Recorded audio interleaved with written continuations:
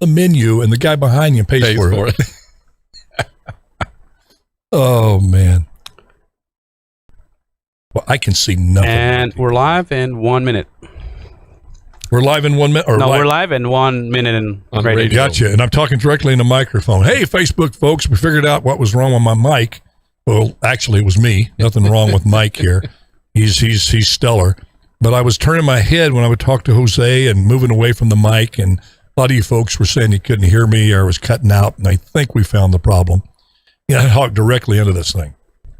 So I'll try to be mindful of that. Welcome to Big Wednesday with Larry Powell, and we're going to go on air with the radio in just a few seconds here. Gosh, I cannot see any. I'm going to go and get some good glasses. I'm 73 and I don't wear glasses. Oh, yeah, rub it in. All right, 10 seconds.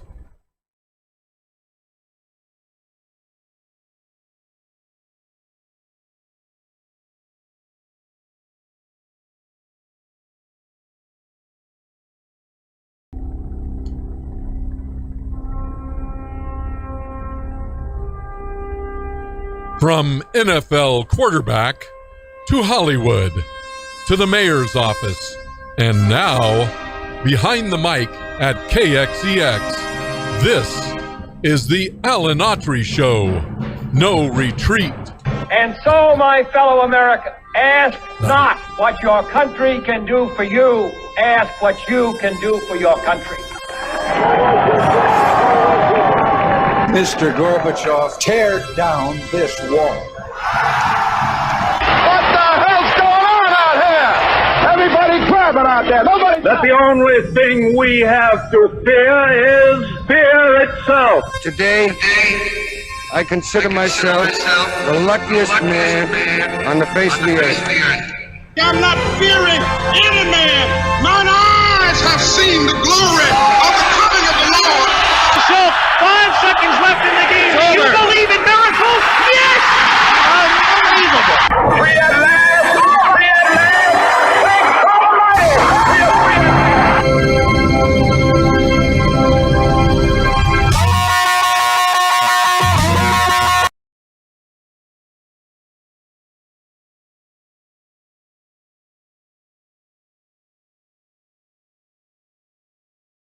Alan Autry Show on the best talk in town. Talk Radio 1550 KXEX. Call Alan now, 559-899-1550. Hey, this is Alan Autry, No Retreat. And I'm Alan Autry, and so thankful and humbly honored to have you with us today, as always. And boy, I always look forward to I look forward to doing a show every day, but Wednesdays are very, very enjoyable for me because most Wednesdays I get to have Mr. Larry Powell with me, and I got him here today. Welcome, Sir Lawrence of Powell, as I like to call it. I love being with you, Alan. You know what? You got such a good audience, and I just love their comments.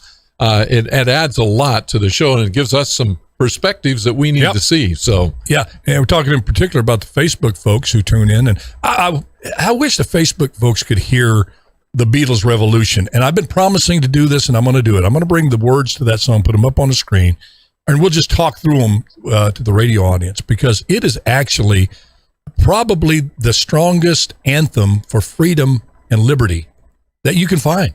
And a lot of people, they don't listen to the song because it's such a catchy tune, and Lennon's over there screaming it out. And but if you listen to the words, my goodness, it extols and elevates and champions our country and what it was founded upon. Here, these 4 British dudes come over here and decide in the middle of all the protests in the 60s and write this song about what was going on, saying, here's what you're coming forth with, folks, on the left.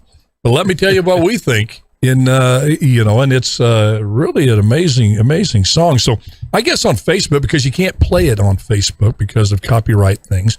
Radio, for some reason, you can play it, not have to pay anything. Yeah. So I just say Facebook, turn on the radio feed, listen to that, because if that didn't get you, that intro doesn't get your, your fire burning your woods wet, as D.L. Johnson used to say. Yep. Larry, let's delve right into this, as Ed Sullivan would say. A really big show tonight, really big show today on KXEX. it looks like I've been talking about this subject for I don't know what reason. It was just so ugly. And I'm talking about the young lady that was found in Wyoming dead, and Brian Laundrie, I think is his name, and they're trying to find him and everything, and you don't want to pass judgment until you get all the facts, but it appears that that it was some bad stuff that happened, and all indications are point towards him. And the state police had stopped them based on some erratic driving that was taking place, so they had a chance before she was ever dead to at least assess the situation. It's just it's a tragedy all the way around.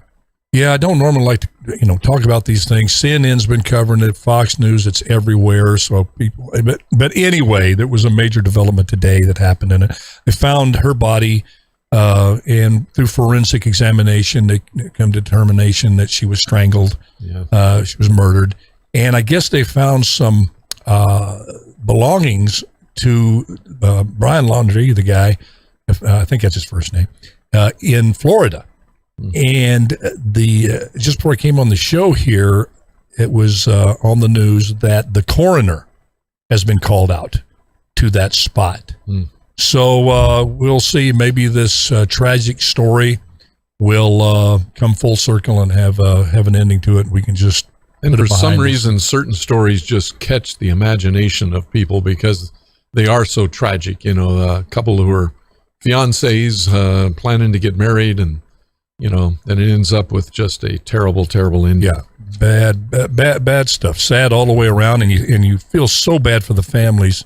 Oh boy, not just of the young lady, but this fella's parents. It doesn't matter what your kids do; that's still your kid. You still love them, and you think about them. So our prayers go out to both those families. And anyway, that's where we stand on that.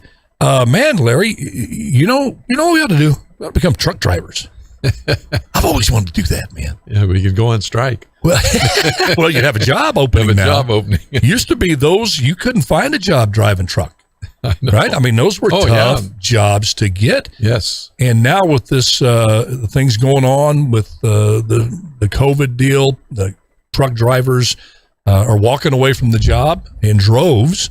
And many of them, it's a good paying job. It is. A lot of truck drivers in my family, and my brother-in-law is a long haul truck driver. Is he long? Okay. Yeah. And, you save your money, and you're wise with it. You can retire. You can do pretty well. You can retire at a relatively early age, but anyway, this port backup, this bottleneck at the LA ports and Long Beach ports, have exposed this shortage in truck drivers.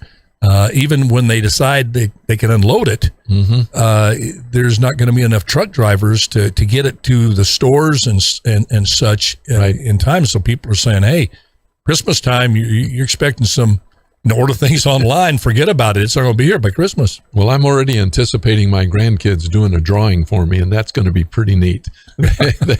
They do their own creative things for Papa and Nana, and it's fantastic. Yeah. They'll do a song. They'll do all kinds of things. Well, it could be for kids. Could be good for kids. Could be. Because you know what? American kids are spoiled. No, we are. Yeah. We spoil our kids. We give them too much stuff. And, maybe it's good, on Christmas to open up, oh, Grandpa, socks. Yeah. Where's my toys, Grandpa? There's going to be a lot of that going on. What do you think about that, Larry?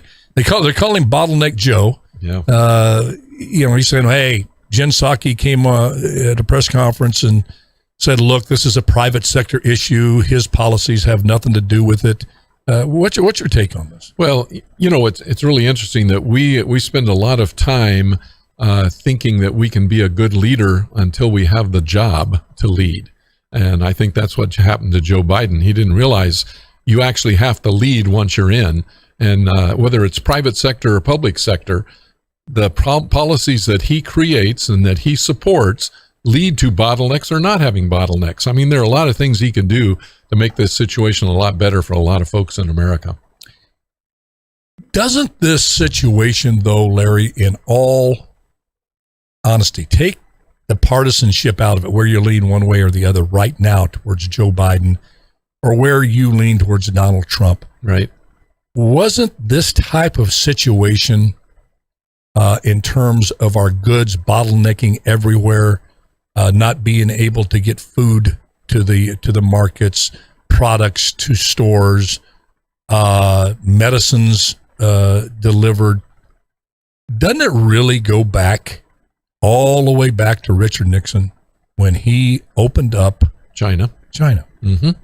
Now, everybody back then, China was legitimately a third world country. Yes. They weren't doing much of anything. They were still under the strict communist Maoist philosophy, which doesn't work. Isolationists. Your economy's just going to have immense poverty.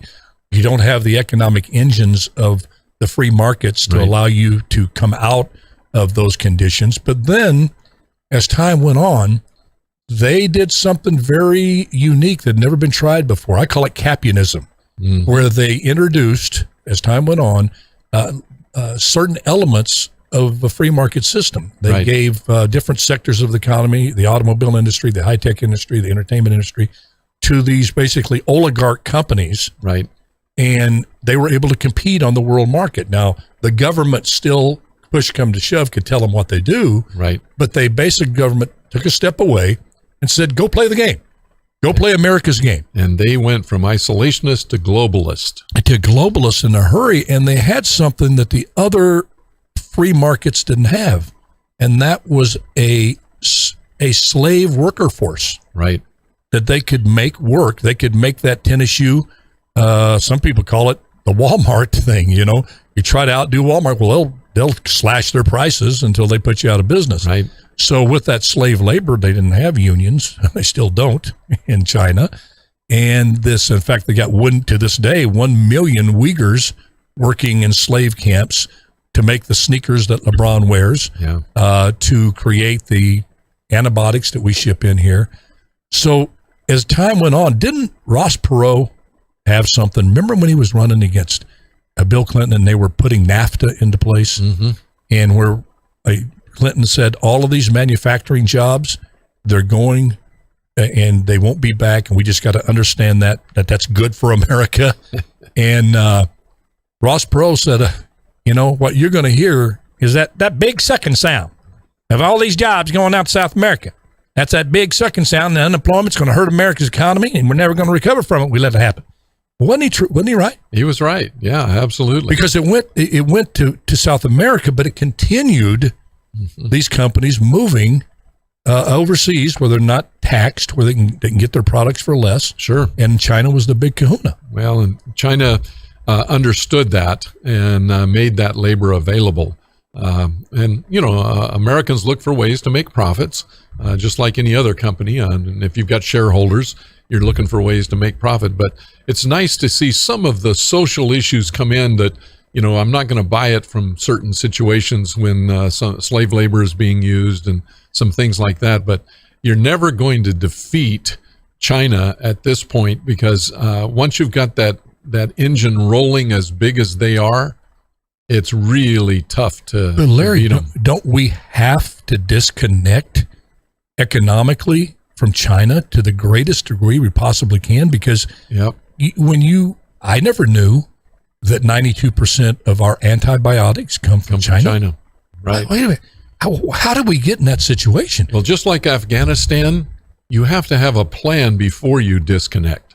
See, we saw what happened to us instantly in Afghanistan when we just pulled out, and all of a sudden the Taliban takes over. In China, if we're going to pull out of our relations with China, we have to have a plan for antibiotics. We have to have a plan for the kinds of things that Americans want and redirect it here. So we're producing it here or getting it from someplace else. Right now, if you just pull out, we're going to have a really difficult financial time. Yeah, but doesn't that have to begin? I mean, Trump started that. He recognized the vulnerability of where we were in terms of this globalization of our economy. China blinked under Trump. They blinked, but he began the process of telling these companies, look, we want you back here. We need, to have all of our sick people at the mercy of whether China likes what we're doing or not.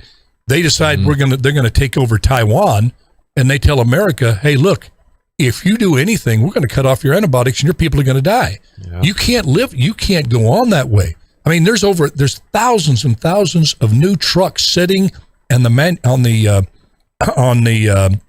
at these big open parking lot things that can't be sent to dealers because there's one little chip that controls the entire electric system of the truck. Yep. And guess where that's made? China. China. Yeah. And who do we have here? We got Laura on the line. Let's bring Laura in because she's always has something really enlightening to say. Laura, you there? I'm here. Hey, how you been? It's been a while, young lady. I'm under a lot of stress right now, but I'm hanging in there. Well, we'll send prayers your way that stress lightens up for you. So I got some good news on my friend. He's actually on an evacuation list now for no one left behind. We just have to get State Department approval. And my congressman, and apparently someone from California has inquired about him. So my congressman is going to continue to put pressure on them to approve it. If that's the case, we can get him to Abu Dhabi in 4 weeks. That's great news. Great news. Fabulous. Fabulous. You had a comment on the bottleneck supply crisis? I do. I follow China a lot. Have a lot of. I've been getting a lot of information over the last month. China is in very, very serious trouble, and this is going to have a global effect on all of us. And I am absolutely astonished that the mainstream media has not reported on this. They have rolling blackouts going on all the time now. Their manufacturing has been cut by 2/3 because they are currently in an argument with Australia because Australia is angry that they are not being transparent about COVID-19 and its origins and so forth. So they stopped buying coal from Australia. Well, now they have power outages. Their manufacturing companies are on 4, off 3. Their tech companies can run. Well, that explains that explains a lot of what's going on, doesn't it? It's these goods are not only being bottlenecked at the ports; they're not being manufactured fast enough in China. Correct? Well, and in the last 6 months, 79 companies from the United States have left China manufacturing and gone to Vietnam, India, Malaysia, and Cambodia because they are also having labor issues because so many people are retiring from the workforce. That's the one child that's policy. They're catches up with They're paying the consequences well, actually, there. No, here's a little misnomer about the one child only policy. How do you think they got slave labor to begin with? One child only doesn't mean that you can only have one child. It means that you can only have one child that's recognized by CCP. Okay. So what that means is when you get married and you want to have a baby, you go to a magistrate, you get a birth permit. You have that baby. Your baby is registered with the Chinese government, can get medical care, school, all that. If you become pregnant again, that pregnancy does not exist. You're on your own. You cannot get medical care. You cannot get prenatal care. You cannot get anything. And when that child is born, the day that child is born, a fine is levied on its head, and it continues to accrue. So what they did, because they literally had millions of quote-unquote non-existent people, and they decided, we'll use them in the factory and give them an opportunity to pay off their fine to legitimize them. But they'll never pay out. They could never pay off their fine because every day they're alive, it continues to accrue. Man, what a weird, awful system. And you want to hear what's even worse? Evil. They house those people like prisoners in those factories, and they actually had nets around the top of the building. I was watching this on BBC, and they weren't supposed to film it, and they did. And they asked what the nets were for, and their guide said to catch the workers when they try to commit suicide. Oh, my goodness. Oh, Laura, that's very, very interesting information there. I did not know any of that. Of course, there's a lot I don't know. And I come out of every phone call with you knowing just a little bit more about things. Laura, I appreciate you calling in. You want to know the reason why they stopped the one-child-only policy? Yeah, go ahead. We got just about 30 seconds. We got to go to break, but go ahead. They're so intelligent, they didn't realize that you needed little girls to make more little Chinese people. So, because nobody wanted Chinese girls, because the girls become the responsibility of their husband's family. So they decided to export them here for adoption and everything. Well, then when all those little Chinese boys grew up, they didn't have anybody to marry and make more Chinese people with. Wow.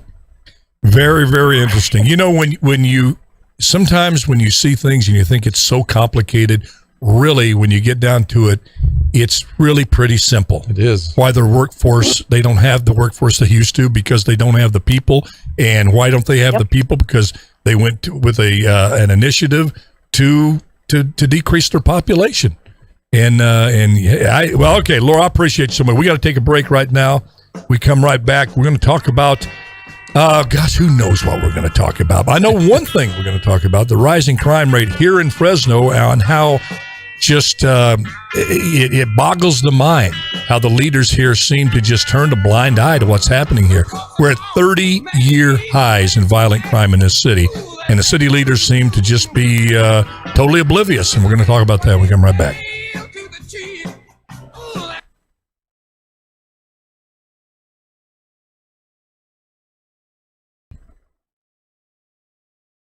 Laura, smart young lady. Yeah, fascinating information. Once again, when you have a one-child policy, you have to have 2 kids per family to replicate your society, your generation, to keep it going. That's what the data says. You need. Yeah, if you fall below, then you will never catch up because you run out of replacement. And the issue is really quite simple in America because of some of the immigrants that we have that get into America legally, because Americans tend to have fewer than 2 children per family. We've been able to stay right at or close to that 2.0.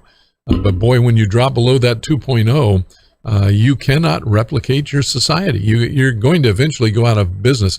A good example is in France. They are well below, and as a result, you will not have French speaking within 8 to 10 years. I mean, it's literally that quick. In half a generation, you can lose your whole population and your culture and all of those things.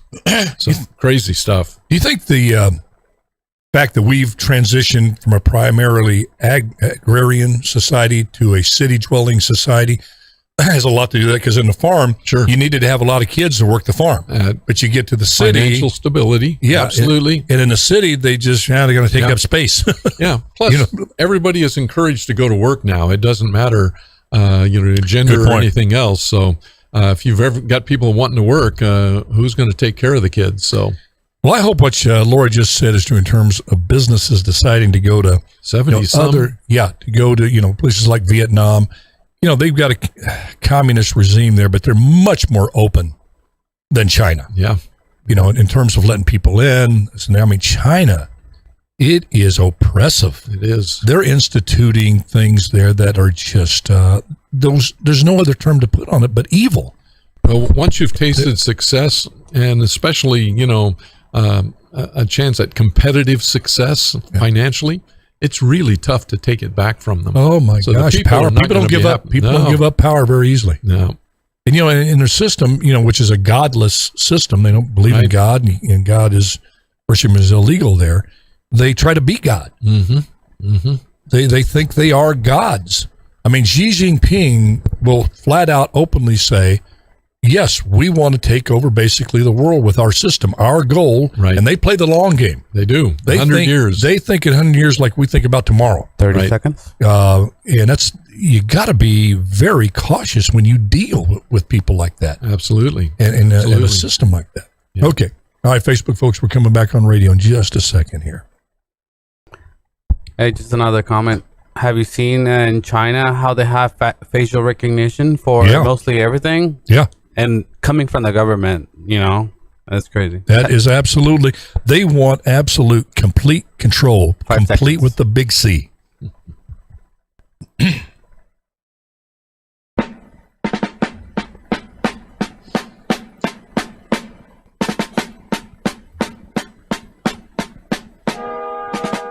You're listening to the Alan Autry Show on the best talk in town. Talk Radio 1550 KXEX. Call Alan now, 559-899-1550. And welcome back to Alan Autry No Retreat. I'm Alan Autry with Larry Powell. And, we're seeing a little change in this vaccination requirements by big business. Southwest Airlines has reversed their position and will not make the pilots go on unpaid leave if they refuse to be vaccinated. Yeah. That's a pretty big story. You're talking about Southwest Airlines. Yeah. To be able to say, all this mandate stuff, all of this, you're not a good wokester if you don't mandate. Right. You got to mandate the vaccine. And then, Larry, you informed me of something that kind of blew my hat off here and my headphones. What did Governor Newsom just do? Governor Newsom's asking a court to remove the vaccine mandate for a union that gave him $1.75 million. At least we know his price now. And what union was that? Well, it seems it has to do with prisons. That wouldn't be the prison guards union, would it? Well, I'll tell you what. It's amazing how many times he has been caught in this when he says don't go out in public and he's at the French Laundry restaurant.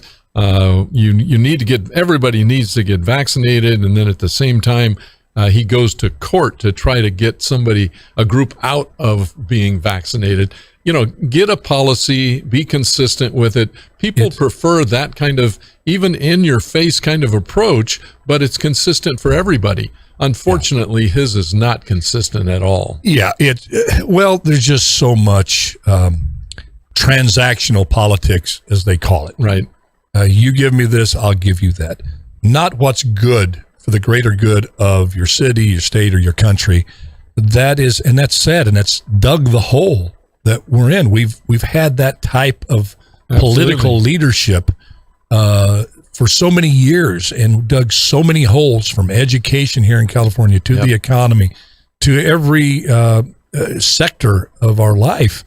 You've seen transactional politics at the center of it all. That's right. It's like what Thomas Sowell said about the elite, the intellectual elite out there. He says, you ever notice that in every disaster at the center of it, you find a Harvard graduate? Have you ever noticed that? And Thomas Sowell went to Harvard. Yes. But you seem that every issue you look at here where things have just gone south, it's just horrible. You find this transactional politics type thing at the root cause. There was a psychology professor who was talking about kids and in theory how kids are and how you need to really take care of them. And then he had his grandkids over at some newly laid cement, and they drew all kinds of pictures in them. And he said, well, I like kids in the abstract, just not in the concrete. That was W.C. Fields' take, wasn't it? I think it was very close to that. Oh, man. We're not going to stay on China, at least in this episode, much longer. We're going to talk about crime here in Fresno and the escalating crime around the country. This is just the insidious, creeping issue that threatens every phase of our life, that's just breathing down our necks, that we're already experiencing. It's only going to get worse with this defund the police attitude that's out there. But China, my goodness, they just tested a supersonic missile. I mean, this missile goes like 2-3 times the speed of sound. It is capable of carrying a nuclear weapon. They've launched it. They're testing it. They're definitely going to weaponize space. There's no doubt about it. They're going to get the high ground. That's what they're going to do. They know who controls those communication satellites up there is going to control the world, so they're there. And what does Jen Psaki, the spokesman for the president, say when she's posed this question? Are you concerned? Is President Biden concerned about China launching this supersonic missile? Her reply is, we welcome the competition. Yeah, like it's a business, Wow. You welcome the potential incineration of the planet, and you call yourself a defender. You're about climate change. Yeah, you've got there'd be no climate. Yeah, how cavalier of a statement to make. And I kind of feel for Jen Psaki. She was thrown in, and she looked to be like, everybody's going to be nice, but I'm going to be able to charm everybody, and then I'm not going to have tough questions.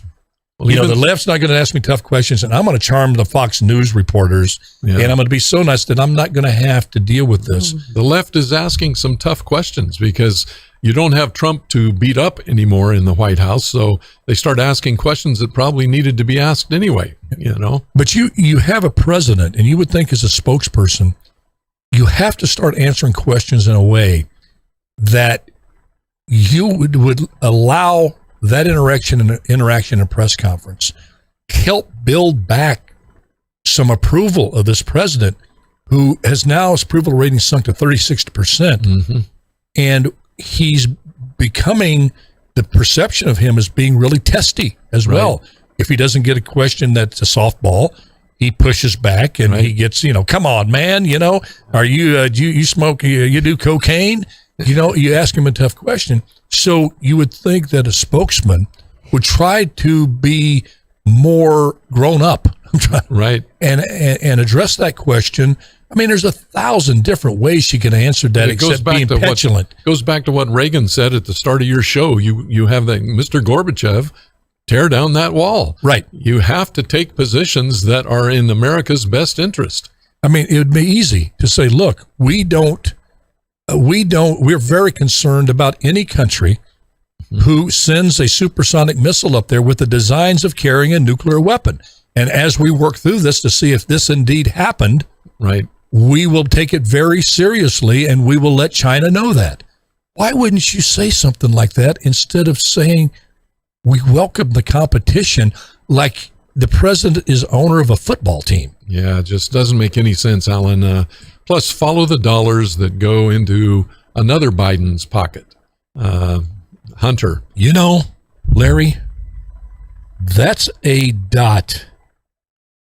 That dadgummit, it's hard to sit here and after seeing time after time, instance after instance, that this president genuflexes, bows to China, whether it be Afghanistan, because China controls the Taliban. Everyone knows that. Every country's intelligence reports that back to their leaders.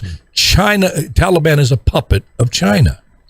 And when you see that all the Taliban made us do during that surrender, that's from China.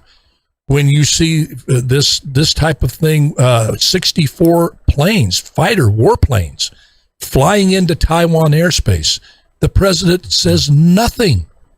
When you see China and Russia doing joint military exercises of the Sea of Japan, offshore Japan, and you say nothing.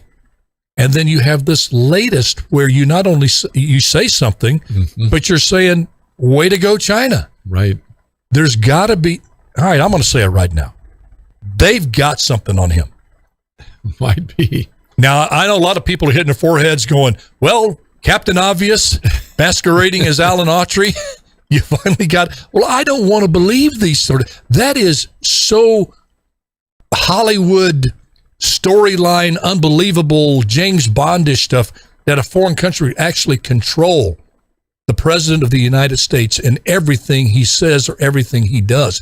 That is so bizarre. It is. There has never been a president that would not, in our past, that would not have addressed this and come out publicly and talk to the American people about it. And it just flies right over Biden's head. But does it fly over his head, or is it the constant? Does he say back when he's alone? And I know he's getting up there, but the scariest thing is if he's alone, going, "How do I keep China happy so that they don't expose my son and the money he's made from them and went into my own pocket? If this gets out, I'm done. So is my son." And if he's having those conversations, which it appears, my goodness, and I mean this from my heart, honest to goodness, I mean this. There's a lot of subjects to talk about in this world. I don't want to be right on this. I'm not that far right wacko goes, well, I just want the president to fail at any cost. So I'm going to bring up any conspiracy theory or whatever. No, that ain't me. As I said, ain't me you're looking for, babe. But as you said, you're a center of the road, strong American. I've seen you in groups, Democrats and Republicans, and you wouldn't have brought this up. No, America. If you didn't think something with this Hunter Biden thing is affecting policy with America. There's got to be something that is happening that we don't know about, or maybe we know and just been covered up, because there's not an American president that wouldn't speak up. I mean, look at our history. Exactly. At least have as you said, if he was smart, if he was covered up, he could find clever ways to wink and nod at China going, I'm going to say this. It's going to seem tough, but don't worry about it. Yeah. I got to appease my constituents, my citizens here, but you go full speed ahead, Xi.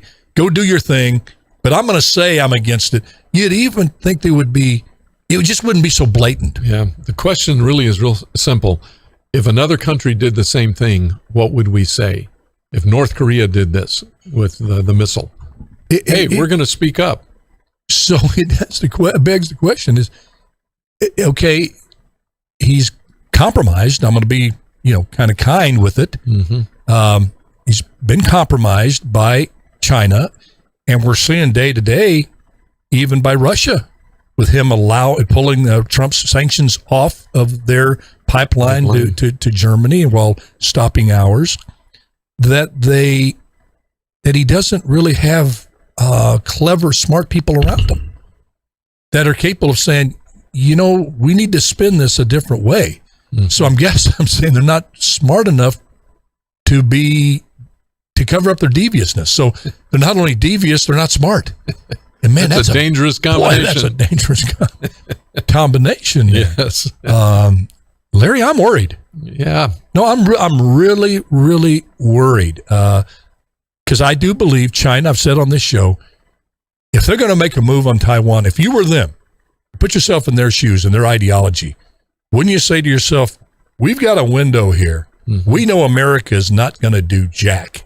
If we move on Taiwan now, we make our big move, we take them over completely. And Hong Kong, we do our number there. We ring these rebels in right now because this is the best chance we've had. Well, you have to do it before 2024 because there will probably be a change in president. Well, wouldn't you also have to maybe do it before 2022's done, the midterms? Midterms coming up. It's prime time for them to do something without any consequence to them. So when that happens, that's when it gets dicey. Because we have from what I understand, not like a NATO type defense treaty with them, but it's a very strong mutual aid agreement mm-hmm. with Taiwan. And I just, dadgum, a lot of American businesses connected to Taiwan. And then I look over here where you have this woke left government who's supposed to be anti-war, yet they're requiring women to sign up for the draft. So what's going on? Are they anticipating some big showdown? So everybody be ready. As the old song says, people get ready. And because I looked at that going, that doesn't fit with them. What's going on?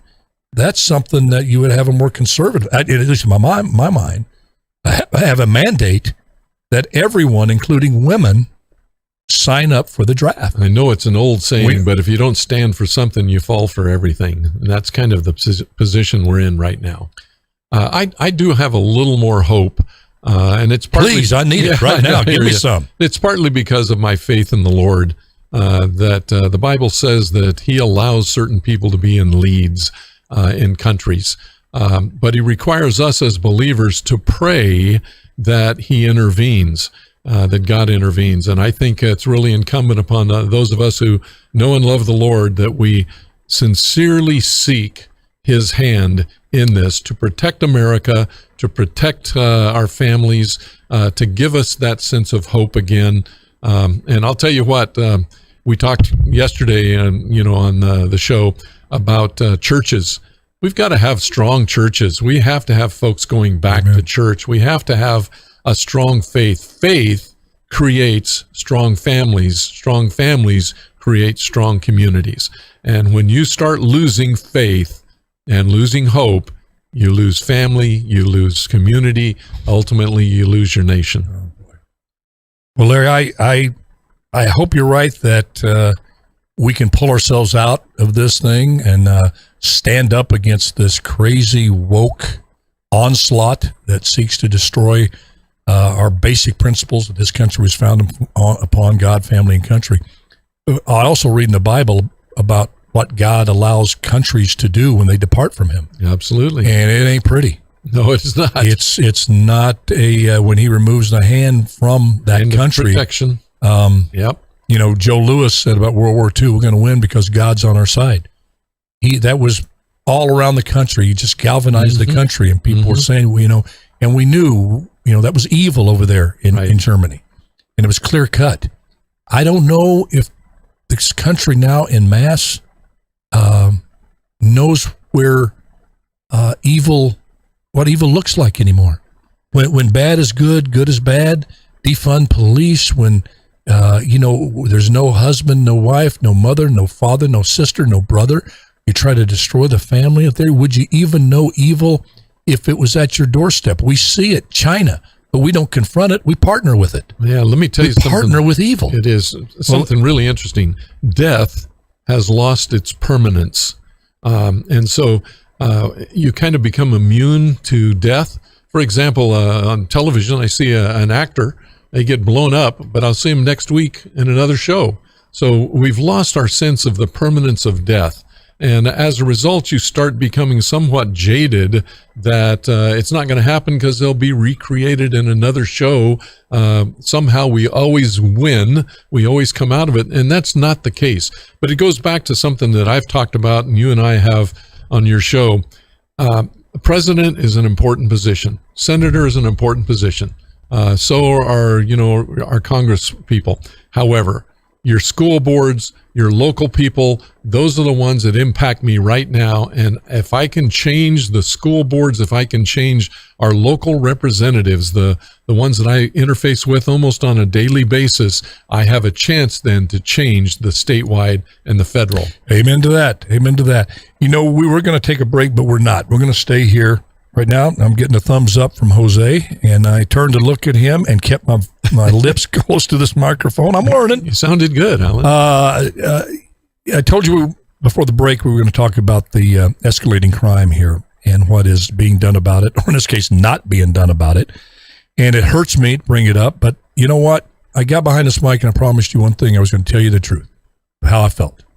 And not saying that it would always turn out to be true. I've been wrong before, and hey, hallelujah, that's fine. But I will give you my truth as I see it. And I see our city as well as many cities around the country, but I live here, so it's more important to me. Here, what's going on here. I care about you all, but you're there in Cincinnati, St. Louis, whatever. You know what I'm talking about. You're more concerned about your community. And this escalating violence is something we all share. So when you talk about Fresno, you're talking about a lot of cities around the country. But we are on the verge. We are right now at a 30-year high in crime. And I'm so disappointed in our leadership, in particular our mayor, who I love like a little brother. But he was elected on one major platform, to keep the city safe.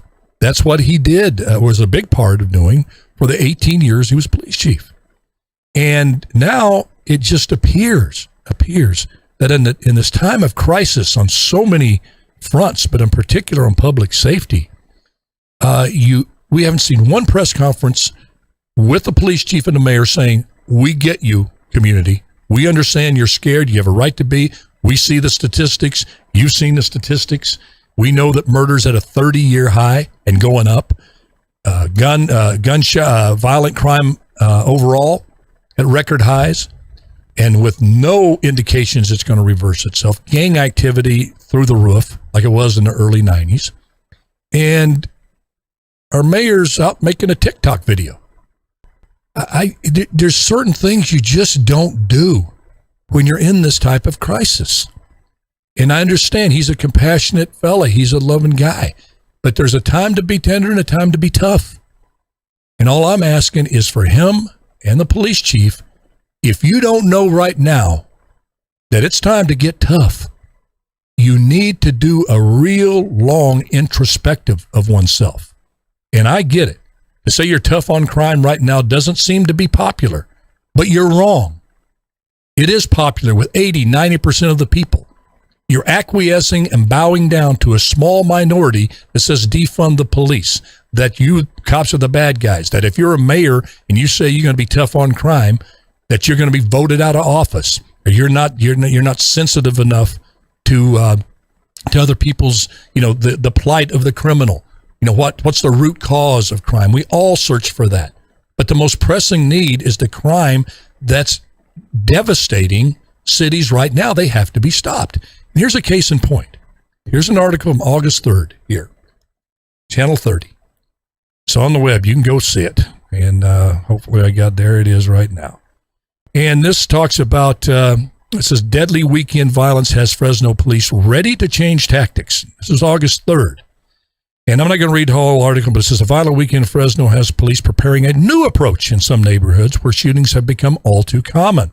Police say there have been 45 homicides in Fresno this year. We're on a pace to break the record, by the way. And at this time, August 3rd, this article was written just a couple of months ago, 45 homicides. There was only 22 at that time last year, over 100% increase in murders. He says, we saw people die from gun violence in Fresno over the weekend. Police are hoping they can stop retaliations and expand peace. A 24-year-old died from gunshot wounds over the weekend. Police believe the shooter intended to hit someone else. The article goes on, and then it hits this, which is astounding to me. It says police are piecing together clues on all three homicides, but admit they sometimes can't get witnesses to help out. The city, now here's where, Larry, it gets me here. I'm sure for a lot of folks, you're going to get them. It says the city has enlisted the group Advance Peace to monitor 16 known shooters and help those young men get out of gangs and in the workforce. It says 16 known, keyword known, and into the workforce. This fella Foster, who heads this organization, says they've been 100% successful by preventing shootings by those 16 people so far. First of all, that takes my breath away. You have knowledge of 16 people who have attempted murder, either shot at someone or killed someone. You know who they are. They don't need counseling. They need to be arrested. That's what we did when I took over in 2001. We knew who they were. We knew who the violent gang members. Most of the people in gangs are not violent. That might surprise some folks. Most of them they can't pull the trigger. They've got too much soul inside them they just can't pull the trigger. They want to be in a gang. They want to belong. And it's a small group that can wreak havoc on an entire city. And I understand the heart wanting to help somebody, but it's a special kind of individual that can pull a trigger and either kill somebody or try to kill somebody. And you mean to tell me this mayor and this police chief partners with an organization that is basically covering for 16 criminals, shooters, and basically paying them not to shoot? And I would ask this fella who runs this organization, Mr. Foster, how in the world you know that you're 100% successful? You think they're going to come back and tell you, Mr. Foster, I just shot somebody last night? Of course they're going to lie to you and say, no, I didn't shoot anybody, Larry. What in the world is happening here? You get those 16 people off the street in prison where they belong, and you see the crime in this city go down. What do you wait till a stray bullet hits one of your kids, or they decide to expand their gang activity outside of the poor areas, which are devastated already, and take them all over the city? And they kill people like they did in 1994, the young lady that was coming out of Fashion Fair, and they went up, put a bullet in her head, and took her purse. Do we wait for that to happen? Mayor Dyer, Police Chief Balderrama, with this organization you're working with 16 known shooters? You know who they are. Go arrest them. Larry, talk me down a little bit. Let me share just a little bit on this. Obviously, leadership has a big part to play, but so does City Council. City Council could make it easier for all of them to get together to say, what is the major number one need in Fresno? And right now, that number one need is reducing crime.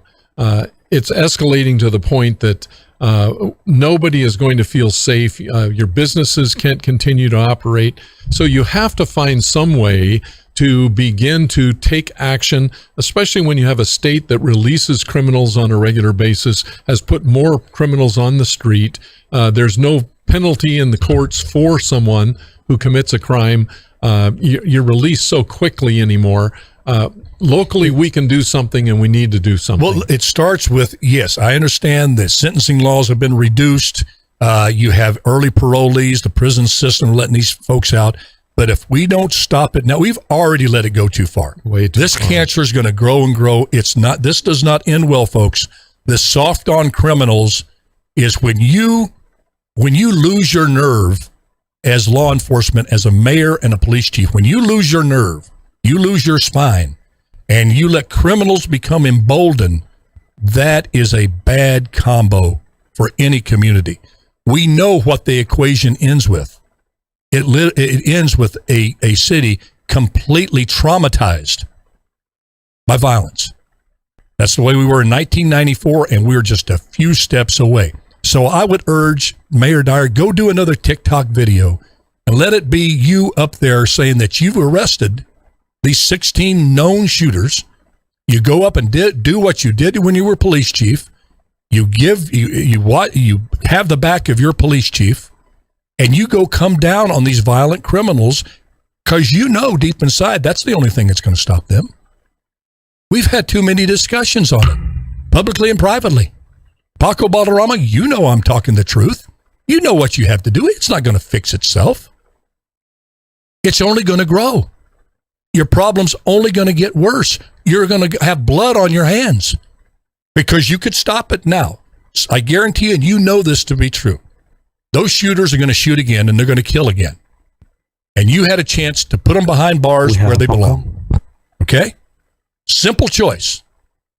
And I just encourage you, implore you, and I'm going to keep speaking out in my little way until it happens. You have that obligation. If not, turn it over to somebody else that's willing to lose their job to do their job, willing to take on this woke left stuff that will bring back your manhood. I know that's a tough word, not popular now, but you know what I mean by this. Go do what you promised the people of Fresno you would do when you took that oath of office, to protect them from all enemies, foreign and domestic. And you got domestic folks out there called violent people that you know where many of them are, and go put them behind bars where they belong. I know it's going to be tough, but you do that. And that's the only way out of this. There is no other way. You're not going to talk a violent criminal, the type we're talking about, into changing their ways. It just doesn't happen that way, and you know that. We got it. Oh my goodness, we got Lauren Rochelle. Put her on the line. We got about a minute left. Lauren, are you there? I am here. Okay, we got about 40 seconds. You go, young lady. Tell us what's on your mind. Is real quick. I remember, Dad, you're my dad, Alan, in case everybody doesn't know. And growing up, whenever you ran for office, you said it's a public servant position, the key word being servant. And you said, Lauren, if you ever decide to run for office, you'll be serving the people. And that's a key word. And I think we've lost that along the way with our public officials. I think it's no longer a servant position, but rather a self-glorification position, a personal agenda and fulfillment position. So with that being said, how powerful would it be if every public servant in Fresno, we're going to start local, like Larry said, I'm posting a challenge for every public official in Fresno to move themselves and their families to the hardest parts of town. Oh boy, What that's if we did that? that's a great What if we did that's a that? challenge. Because, Well, that I'm not music. saying something I haven't done. Listen, you call back in tomorrow if you can. Call back in tomorrow because here's Roy singing. We got 15 seconds to sign off. But please call back tomorrow and expound on that because that's an interesting challenge. All right? All right. Hi, this is Alan Autry with Larry Powell. No retreat. Thank you for tuning in. God bless you and see you tomorrow. Bye-bye now. Until then. Okay. Well, Facebook folks. powerful. Well, you know I hate doing this. Yeah, I know. It hurts. It really hurts. But you don't.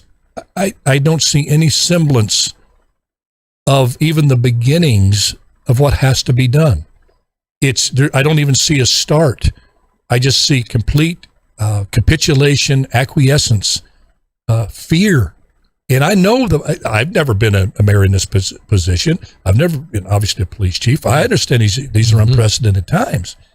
But you don't have all the answers, but the answers that you do have, you have to have the courage to go forward with them. And if you know somebody's a violent felon, a parole violator, and has tried to take a life or has taken a life, just hasn't been caught, like some of these shooters that they're talking about, you've got to get them off the streets. You can't leave them on the streets. My prayer was that there would never be another Kimber Reynolds. Exactly, In 1992, that we wouldn't have a death that finally moves us to do the right thing, like Mike Reynolds did with 3 strikes and you're out. I was praying that we were beyond that. Joe Davis was in and out, I believe, 26 times. Yeah. Joe Davis was the man who killed Kimber Reynolds, and Mike Reynolds was the driving force behind 3 Strikes You're Outlaw. Yeah. But we've once again, we have to speak up as a public. What do you want from your elected officials? And you want crime safety, and you want services. So let our folks know what you want. And I think that's probably the quickest way to get it, is to let them know what we need. Yep.